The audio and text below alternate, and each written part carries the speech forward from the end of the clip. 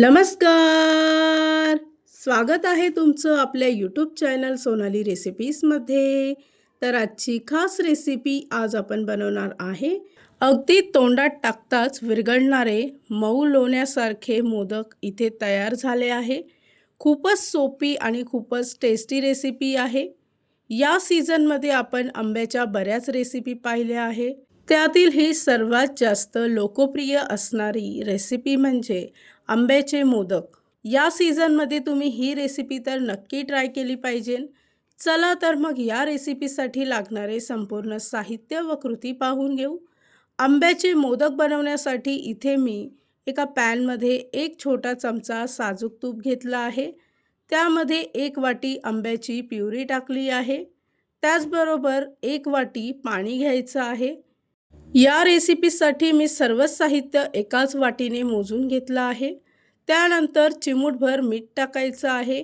1 वाटी तांदळाचं पीठ टाकून मिश्रण चांगलं मिक्स करून घ्यायचं. गॅस बंद करून यावर झाकण ठेवायचं आहे. मिश्रण थंड होईपर्यंत इथे आपण मोदकचं सारण तयार करून घेऊ. तर त्यासाठी एका पॅनमध्ये 1 चमचा साजूक तूप टाकून 1 मोठी वाटी बारीक किसलेलं नारळ घ्यायचं आहे. 1 मिनिटासाठी नारळ तुपात परतवून घ्यायचं आणि एका प्लेटमध्ये काढायचं आहे. त्यानंतर एका पॅनमध्ये अर्धा चमचा साजूक तूप टाकून 1 चमचा खसखस घ्यायची आहे. ती सुद्धा चांगली मिक्स करून घ्यायची आणि त्यानंतर नारळाचा कीस यामध्ये टाकून मिक्स करून घ्यायचा. 1 वाटी आंब्याची प्युरी टाकून सर्व मिश्रण एकजीव करून घ्यायचं आहे.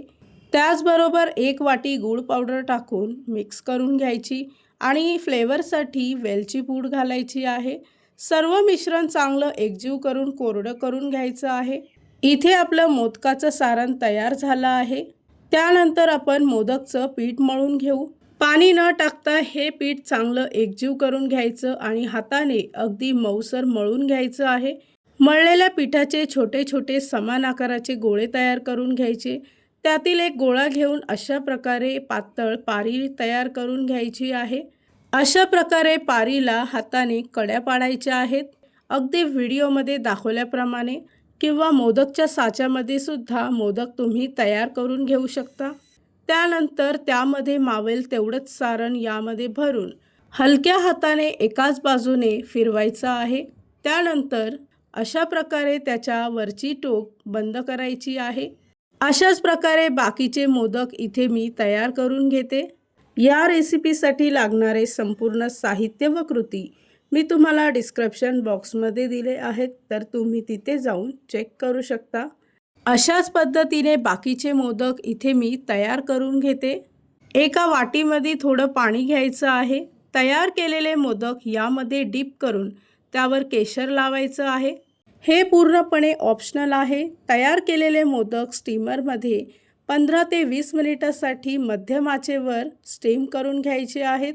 20 मिनिटानंतर इथे तुम्ही पाहू शकता की मोदक चांगले स्टीम झाले आहे. त्यानंतर ते एका प्लेटमध्ये काढून त्यावर साजूक तूप टाकायचं आहे. तयार झाली आहे आजची खास रेसिपी. खूपच टेस्टी, खूपच सोपी, अगदी तोंडात टाकताच विरघळणारी मऊ व लोण्यासारखे आंब्याचे मोदक. ही रेसिपी तर तुम्ही नक्की ट्राय करून बघा, तुम्हाला खूपच आवडेल. इथे मी तुम्हाला एक मोदक तोडून दाखवते. तुम्ही पाहू शकता की किती मऊसूर तयार झाला आहे. या सीझनमध्ये तुम्ही ही रेसिपी तर नक्की ट्राय करून बघा, तुम्हाला खूपच आवडेल. जर का तुम्हाला हा आजचा व्हिडिओ आवडला असेल तर प्लीज लाईक, शेअर आणि कमेंट करा. चॅनलवर नवीन असाल तर सबस्क्राईब करा. सबस्क्राईब केल्यामुळे काय होईल, ज्या वेळेस मी रेसिपीचा नवीन व्हिडिओ अपलोड करेल तर त्याचं नोटिफिकेशन तुमच्या मोबाईलवर येईल. आणि पुन्हा भेटूया आपण अशीच एक रेसिपी घेऊन.